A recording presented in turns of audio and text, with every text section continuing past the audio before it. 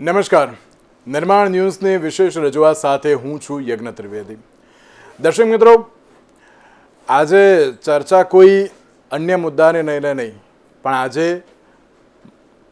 શક્તિની આરાધના, શક્તિની પૂજા અને શક્તિના આશીર્વાદ મેળવવાના. શક્તિ એટલે મા શક્તિ, મા જગદંબાની આપણે વાત કરતા હોઈએ છીએ.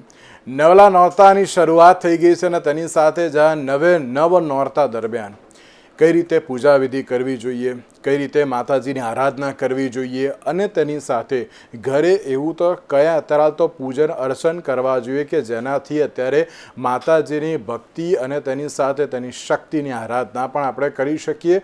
તો બીજી બાજુ દરેક લોકો એમ કહેતા હોય છે કે અમે અત્યારે મંદિર નથી જઈ શકતા, અમે અત્યારે કોઈ ઉપવાસ નથી કરી શકતા, અમારાથી થઈ નથી શકતું. તો તે સમયે કેવી રીતે અત્યારે આ નવરાત્રિ પર્વની જે માતાજીની ભક્તિ કરવી કે જેના કારણે ઘરે બેઠા પણ આપણે સારી રીતે ભક્તિ કરી શકીએ. તો બીજી બાજુ જ્યારે આધ્યાત્મિક મહત્ત્વને લઈને ક્યાંક ઘણા બધા સવાલ હોય છે કે આ નવલી નવરાત્રિનું મહત્ત્વ શું છે, કેમ અત્યારે તો આ નવલી નવરાત્રિની ઉજવણી થતી હોય છે, તેની સાથે આ 9 દિવસમાં અલગ અલગ પૂજા વિધિ કેવી રીતની થતી હોય છે અને તેમાં પણ જે રીતે ઘણા બધા લોકો એમાં હોમ હવન કરતા હોય છે, યજ્ઞ યાગાદી કરતા હોય છે, તો બીજી બાજુ જપ તપ પણ કરતા હોય છે અને તેનું પણ મહત્ત્વ શું છે આપણે તેને લઈને પણ આજે ચર્ચા વિચારણા કરવાની છે. નવલી નવરાત્રિ છે, માતાજીને આરાધના કરવાનો આ વખત 9 દિવસ નહીં પણ 10 દિવસનો જે આપણને સમય મળવાનો છે. એટલે કેવી રીતે આ નવરાત્રિ પર્વની ઉજવણી પણ કરવી જોઈએ તે તમામ મુદ્દાઓને લઈને આપણે ચર્ચા વિચારણા કરીશું. આ ચર્ચા વિચારણા કરવા માટે અમારી સાથે જોડી ગયા છે આશુતોષભાઈ આચાર્ય કે જેઓ જ્યોતિષ આચાર્ય છે. આશુતોષભાઈ, સૌથી પહેલાં તો આપનું સ્વાગત છે. જી, જય ભવાની. આશુતોષભાઈ, જ્યારે નવલી નવરાત્રિની વાત કરતા હોઈએ એમ કહેવાય છે કે ના 9 દિવસ માતાજીની પૂજા આરાધના કરવી જોઈએ. નવરાત્રિ દરમિયાન મા દુર્ગાની પૂજા કરવાનું જે એક વિશેષ મહત્ત્વ તો હોય છે, પણ તેની સાથે સાથે મંદિરોમાં અને ઘરોમાં મા આદ્યશક્તિનું ઘટસ્થાપન જે કરવામાં આવતું હોય છે. બીજી બાજુ ઘણા બધા ઉપવાસ કરતા હોય છે, નવચંડી યજ્ઞ યાગાદી કરતા હોય છે અને એમ કહેવાય છે કે ઘણા બધા વ્યક્તિઓ એમ પણ કહેતા હોય છે કે ધાર્મિક વિધિ અત્યારે કરીએ છીએ ને અમને સારું લાગે છે, એક આશીર્વાદ મળતા હોય ને એ પ્રમાણેની જે પરિસ્થિતિ જોવા મળતી હોય છે. નવલી નવરાત્રિનું સૌથી પહેલાં તો આધ્યાત્મિક મહત્ત્વ શું છે આશુતોષભાઈ? જે બહુ ખૂબ ઉત્તમ પ્રશ્ન કર્યો છે કે નવરાત્રિનો આધ્યાત્મિક મહત્વ શું છે. તો શાસ્ત્રોમાં નવરાત્રિ દર 3 મહિને આવે છે. એમાં મુખ્ય 2 નવરાત્રિ કઈ છે, એક વાસંતી અને એક શારદીય. તો આ જે નવલી નવરાત્રિ આપણે કહીએ છીએ ને લોકો નૃત્ય ગીત કીર્તન સાથે ઉજવતા હોય છે.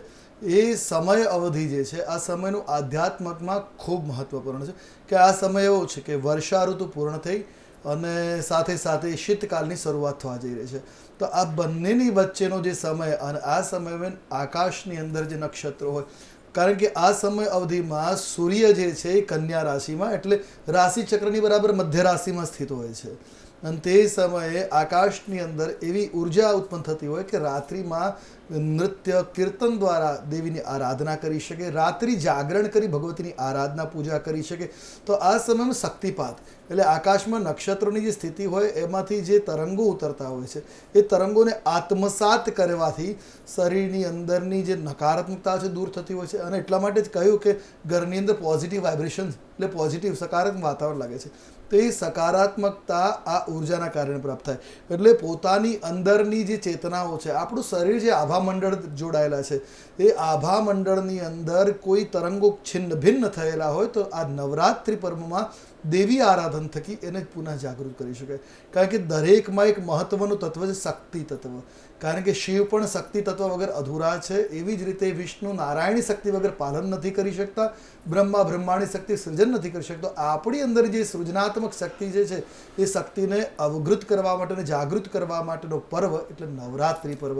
અને બીજું મહત્વપૂર્ણ, નવરાત્રિ 2 ઋતુઓની સંધિમાં આવે છે અને આ ઋતુમાં રોગચાળો પણ નીકળતો હોય. એટલે આ અવધિની અંદર ઉપવાસ કરી અને શરીરને ઉત્સવ દ્વારા, હવે આ જે શરદ ઋતુ જે છે એ હમણાં જ ભાદરવો ખતમ થઈ અને શરદ ઋતુ શરૂ થઈ રહી છે. તો આ ઋતુની અંદર શરીરમાં પિત્ત પ્રકૃતિના કારણે ભાદરવામાં દૂધ ખીર વગેરે ખાધું હોય એને ડાયજેસ્ટ કરવા અને શરીરના પ્રકોપને અંદરના હટાવવા માટે ઉત્સવ કરવામાં. એટલે અહીંયા માતાજીની આરાધનાનો જે પર્વ જે છે એ યજ્ઞ યાગાદી મંત્ર જપ દુર્ગા સપ્તશતીનો પાઠ આ તો છે જ, એની સાથે ગરબા ગાઈને પણ, જેથી શારીરિક કસરત પણ થાય એ રાત્રિના ચંદ્રના પ્રકાશમાં. અને એટલા માટે આધ્યાત્મિક સાથે સાથે આયુર્વેદિક દ્રષ્ટિએ અને માનસિક દ્રષ્ટિએ પણ આ ઉત્સવ જે છે એ શક્તિને ગ્રહણ કરવાનો ઉત્સવ છે. બિલકુલ બિલકુલ સાચી વાત છે. અને શક્તિને ગ્રહણ કરવાની સાથે સાથે એમ કહે ને કે ના, ભક્તિ અને શક્તિનું જ્યારે મેળાપ થતો હોય ને તો ત્યારે એ જે અંદરથી એમ કહેવાય ને કે જે ભાવ ઉત્પન્ન થતો હોય છે ને ઘણો મહત્વનો જોવા મળતો હોય છે. સાથે આશુતોષભાઈ એક એવી પણ બાબત અત્યારે જોવા મળતી હોય છે કે આ 9 દિવસ જપ તપ કરવામાં આવતા હોય છે અને બીજી બાજુ જે રીતે ધ્યાન કરવામાં આવતું હોય છે તેનું પણ એક અનેરું મહત્વ હોય છે. આપ તેને લઈને પણ શું કહેશો? જો ઉપાસના પદ્ધતિની અંદર 9 ભક્તિ બતાવી છે. એક ભગવતીના કે ભગવાનના દાસ બનીને ભક્તિ થઈ શકે, બીજા નંબરની અંદર સેવક બનીને, ત્રીજા મિત્ર બનીને, શ્રવણ ભક્તિ ભગવાનના કીર્તનો શ્રવણ કરીને અથવા તેની વાતો બધાને કરીને, આવી રીતે 9 ભક્તિ બતાવી છે. એમાં એક આધ્યાત્મિક ચેતના, ઋષિ મુનિઓ જેની પાસે કોઈ વિશિષ્ટ વસ્તુઓ નથી પણ છતાં એ તમામ પ્રકારની ઉત્સવ ક્રિયા કરી શકતા, કારણ કે એક જ છે આપણી સંધિની અંદર રહેલી સંરચના. આપણા શરીરમાં 6 ચક્ર છે. એ મૂલાધાર ચક્રથી લઈ અને સીધું સહસ્રાધાર ચક્ર, આ દરેક ચક્રમાં એક દેવ અને એક એની યોગીની શક્તિ છે. આ શક્તિને જાગૃત કરવા માટે, અને એ જાગૃત ક્યારે થાય? જ્યારે મન શાંત અવસ્થામાં હોય અને તે સમયે ધ્યાનસ્થ અવસ્થા બને. ધ્યાનસ્થ થવામાં પહેલાં તો શરીરની ચેતનાઓને પ્રાણાયામ દ્વારા ઉત્સર્જિત કરી અને એને શાંત કરવામાં આવે. જ્યારે મન બધી બાજુથી શાંત થઈને પાછું ખેંચાય અને તમારા શરીરમાં તમારું મન તમારા અંદરની બાજુના ચક્રોને જ્યારે ભેદવાનું શરૂ કરે ત્યારે એ ધ્યાન અવસ્થા લાગુ. ધ્યાનની અંદર કોઈ વસ્તુ નથી દેખાતી, કેવલ ને કેવલ શૂન્યાવકાશમાં પોતાના જાતને ભાવિત કરવાની, અને એ ભાવિત કરવાની સ્થિતિ એટલે ધ્યાન સ્થિતિ. આ ધ્યાન, કારણ કે શરીર, આ માતાજીનું સ્થાન ક્યાં છે? શરીરમાં અનાહત ચક્રમાં જગદીશ્વરી વિરાજમાન છે. હૃદય લલિતા દેવી, તો શરીરના અનાહત ચક્રમાં માં ત્રિપુર સુંદરી લલિતા અંબા વિરાજમાન છે. તો ધ્યાન દ્વારા એ દેવીની શક્તિને જાગૃત કરી શકે ને. દેવી શક્તિ જ્યારે જાગૃત થાય છે તો શરીરના જે આ ચક્રો જે છે જ્યારે જાગૃત થાય તો શરીરની બીમારીઓ, નિર્માલ્યતા, વૈચારિક નિર્માલ્યતા એટલે નબળાઈ, જે વિચારોની નબળાઈ છે, શારીરિક નબળાઈ છે, માનસિક નબળાઈ છે, આ બધું દૂર થઈ એક દિવ્ય ચેતના, એક દિવ્ય આત્મવિશ્વાસની પ્રાપ્તિ કરાવે. એના માટે ધ્યાન ખૂબ મહત્વપૂર્ણ છે. અને બીજી બાજુ જ્યારે ધ્યાનની વાત કરતા હોઈએ છીએ, જપ તપની વાત કરતા હોઈએ છીએ, આશુતોષભાઈ આ 9 દિવસ આપણે માતાજીની પૂજા આરાધના કરવાની હોય છે અને તેની સાથે એમ કે ભક્તિ કરવાનો એક અવસર છે. ઘટ સ્થાપનનું જે શું મહત્વ છે અને કેવી રીતે કરવું બહુ જરૂરી છે. પણ લોકો એમ પણ કહેતા હોય છે કે અમે આ 9 દિવસ માટે આ ઘટ સ્થાપન અમે કરી દીધું, પછી ક્યાંક જે પ્રમાણે એને સાચવણી કરવાની હોય, એમાં જે ભક્તિ કરવાની હોય, પણ લોકો એ ક્યાંક એને સાચવી શકતા નથી. આપ તેને લઈને પણ શું કહેશો? અને ઘટ સ્થાપન જે કરવાના સમય અને ત્યારથી લઈને 9 દિવસ સુધી કેવી રીતની પૂજા આરાધના કરવી જોઈએ અને સાચવણી કેવી રીતે કરવી જોઈએ? જી બિલકુલ. જ્યારે કોઈ પણ પૂજા, વ્રત, અનુષ્ઠાન કરીએ ત્યારે એને કેટલાક નિયમો હોય છે, અને નિયમોને જો પાળતા નથી તો એનું પૂરેપૂરું ફળ આપણને પ્રાપ્ત થતું નથી. દરેક વસ્તુના એક પર્ટિક્યુલર નિયમ અને એના પેરામીટર છે, એને ફોલો કરવા પડે. તો જ્યારે આ નવરાત્રિમાં ઘટસ્થાપન કરીએ તો ઘટસ્થાપન 2 પ્રકારના કયા છે. એક ઘડો કે જેમાં જળ ભરેલું હોય, જેની ઉપર શ્રીફળ મૂકેલું હોય, એની અંદર પંચરત્ન છે, સોપારી, એની સાથે સર્વૌષધિ, તમામ પ્રકારની ઔષધિ, અક્ષત, સપ્તધાન્ય, જે તમારી પાસે સામર્થ્ય છે. આમ તો ઘણી બધી વસ્તુઓ છે જે સંપૂર્ણ પૂજામાં પણ વ્યક્તિત્વ કરી શકતો નથી, તો 5 વસ્તુ, વૃક્ષોના પાન વગેરે, તો એ જે રીતે તમારી પાસે પ્રાપ્ત છે એ સ્થાપિત કરવું. પણ યાદ રાખવું, કળશ જેની સ્થાપના કરીએ છીએ એ 3 વસ્તુનો હોય તો ઉત્તમ છે. એક આ તો માટીનો હોવો જોઈએ, કાં તો તાંબાનો કે પિત્તળનો, સોનું ચાંદી ચાલી શકે. પણ જો તમે સ્ટીલનો પાત્ર મૂકો છો તો એ ઉર્જાને બરાબર આપી શકતું નથી. એટલે સ્ટીલના કળશમાં ન કરવું જોઈએ. તમારી પાસે જે બીજા કળશ છે એમાં ઘટસ્થાપન કરવું. ઘટસ્થાપન શુભ મુહૂર્ત જે છે એમાં સવારે અને મધ્યાહના જે મુહૂર્તો છે એમાં સ્થાપિત કરી દેવું. સ્થાપિત કર્યા પછીના નિયમો શું? તો એને ત્યાંથી મૂવ એટલે હલાવવાનો નથી. 9 દિવસ સુધી એને સ્થિર જ રાખવાનો છે.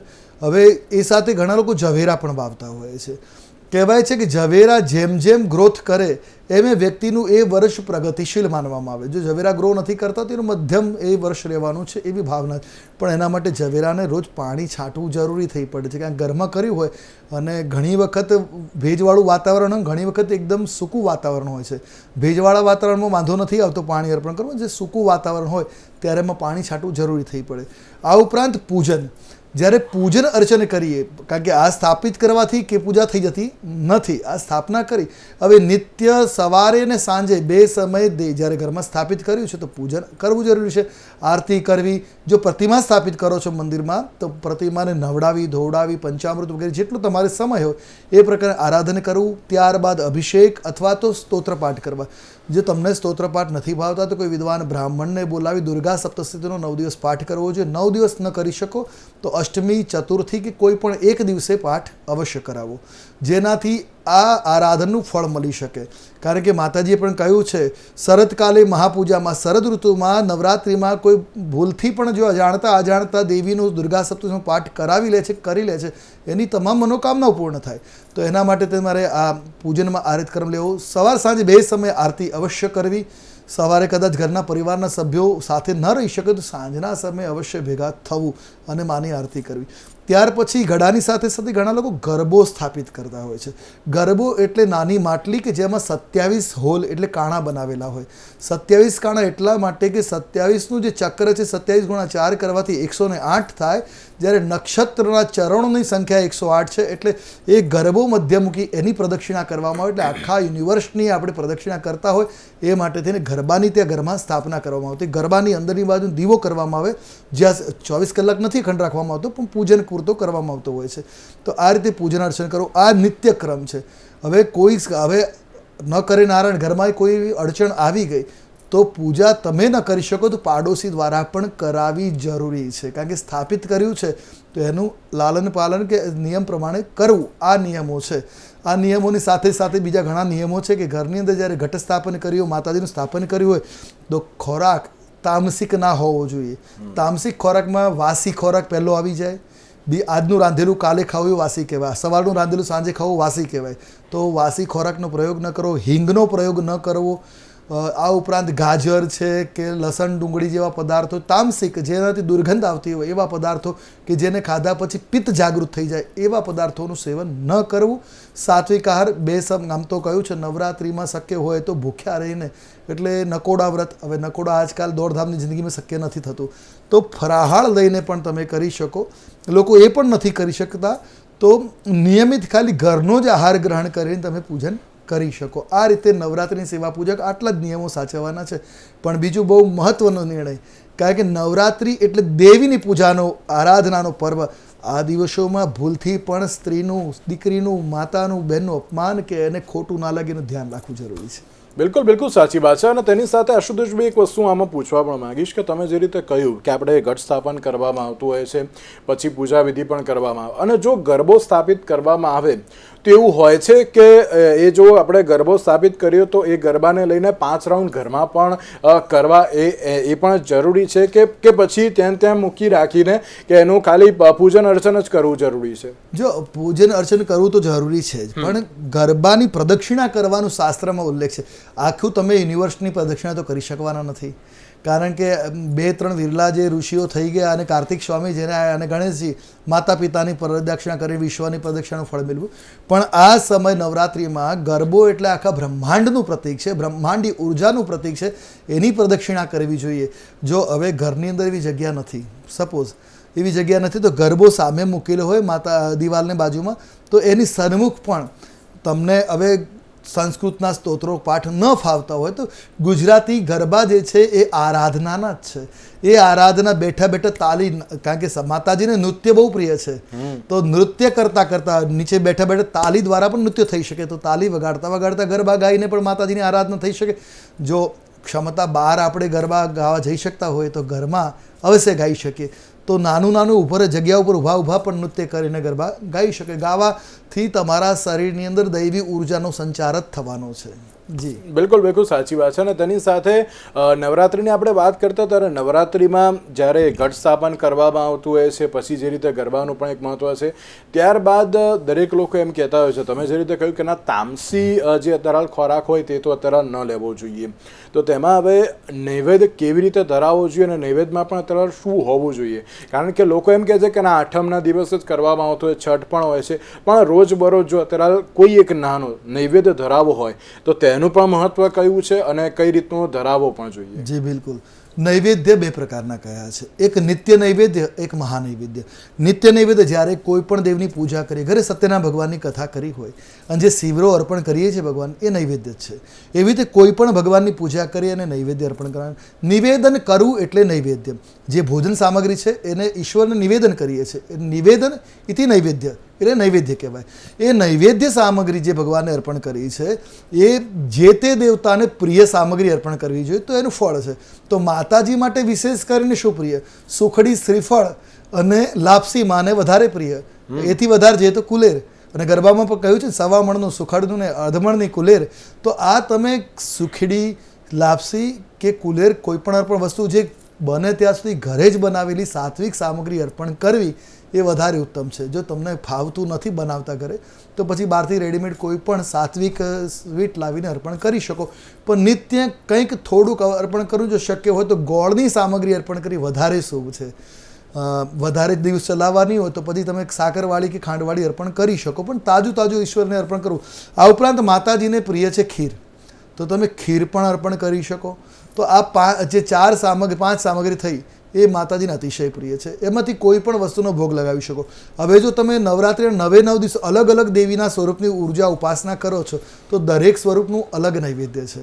દાખલા તરીકે બ્રહ્મચારિણીને દૂધનો નૈવેદ્ય પ્રિય છે, તો એવી રીતે શૈલપુત્રી માટે પણ દૂધ અને ઘીનો નૈવેદ્ય પ્રિય છે. તો જે તે દેવીની આરાધના કરીએ છીએ, અલગ અલગ જો આરાધના કરતા હો તો આ અલગ અલગ દેવીના સ્વરૂપોની નૈવેદ્ય અર્પણ કરવા. પણ તમે તમારા જ કુળદેવીની આરાધના નવરાત્રિમાં કરતા હો એ પણ શાસ્ત્ર સંમત છે. તો એ આરાધનામાં તમે આ લાપસી, સુખડી, શ્રીફળ કે કુલેર વગેરેનું નૈવેદ્ય કે ખીર અર્પણ કરી શકો છો. તો આ રીતે અર્પણ કરો. અને કદાચ ઘરે જે ભોજન બનાવો છો બપોરના સમય, એ ભોજન સાત્વિક હોય તો એ પણ માતાજીને નિવેદન કરી શકે. હા, એક બહુ મહત્વની વસ્તુ, જ્યારે માતાજીને ભોગ સામગ્રી અર્પણ કરો છો એમાં ભૂલથી પણ તુલસી પત્ર ના મૂકતા. અચ્છા. કારણ કે તુલસી પત્ર કેવલ નારાયણને પ્રાપ્ત થાય છે. જો દેવીની આરાધના કર, દેવીને ભોગ અર્પણ કરવો હોય તો ગુલાબ અથવા કમળનું પુષ્પ મૂકો અથવા કેવલ હાથ જોડીને વંદન કરો. ગણેશજીને અર્પણ કરો તો દુર્વાદલ, શિવને અર્પણ કરો તુલસી કહેવાય છે બિલ્વપત્ર. પણ જો તમે નારાયણને ભોગ આપવાના હોય તો જ તુલસી દળ એમાં મૂકવું. માતાજીને ભોગ ધરાવો છો, તુલસી મૂકવાથી માતાજીને ભોગ પ્રાપ્ત થતો નથી.